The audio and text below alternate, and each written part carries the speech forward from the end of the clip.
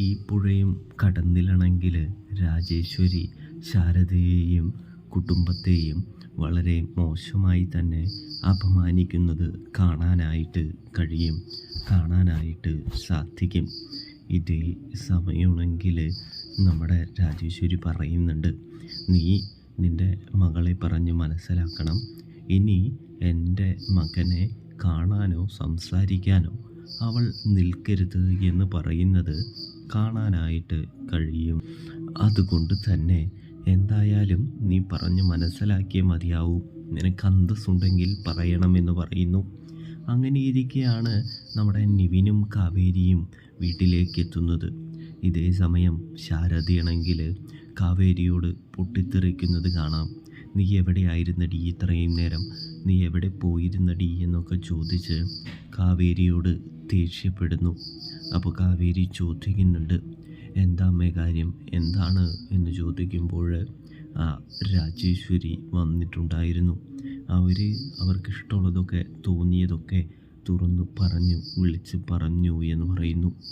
ഞാൻ എൻ്റെ മക്കളെ കയ്യും കാലും കാണിച്ച് ആണുങ്ങളെ പിടിക്കാനായിട്ട് വിടുകയാണ് എന്ന് വരെ അവർ പറഞ്ഞു എന്ന് പറയുമ്പോൾ നമ്മുടെ കാവേരിക്ക് വളരെയധികം സങ്കടമാകുന്നുണ്ട്.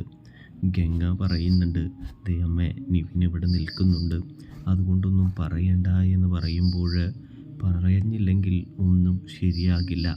നീ ഇവനും എങ്ങടെ പോയടി എന്ന് ചോദിക്കുന്നു.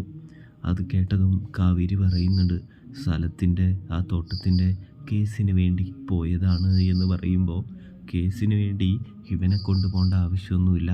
അതിനുശേഷം നിവിന് നേരെ തിരിഞ്ഞിട്ട് ശാരദ പറയുന്നുണ്ട്, മോനെ, നീ ഒരുപാട് സഹായിച്ചിട്ടുണ്ട്, ഒരുപാട് നന്മയൊക്കെ ചെയ്തിട്ടുണ്ട്. പിന്നെ ഒരു കാര്യം, നീ വിനീതിൻ്റെ കൂട്ടുകാരനാണ്, നിനക്കിവിടെ കുറച്ച് അധികാരവും കൂടാതെ ഇവിടെ ഇടപഴകാനുള്ള സ്വാതന്ത്ര്യമൊക്കെ തന്നത്. അല്ലെങ്കിൽ നിനക്ക് ഒരിക്കലും ഈ വീട്ടിൽ കയറാനായിട്ട് കഴിയില്ലായിരുന്നു എന്ന് പറയുന്നു നമ്മുടെ ശാരദ.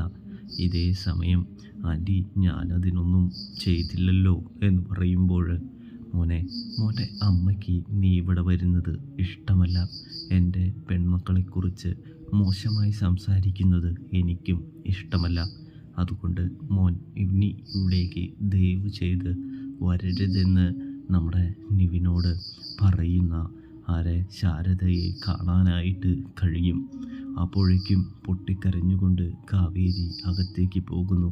സങ്കടത്തോടെ നിവിൻ പുറത്തേക്കും കാര്യങ്ങൾ പറഞ്ഞ് മനസ്സിലാക്കാൻ നിവിൻ്റെ കൂടെ വിനീതും പോകുന്നതും കാണാൻ സാധിക്കും.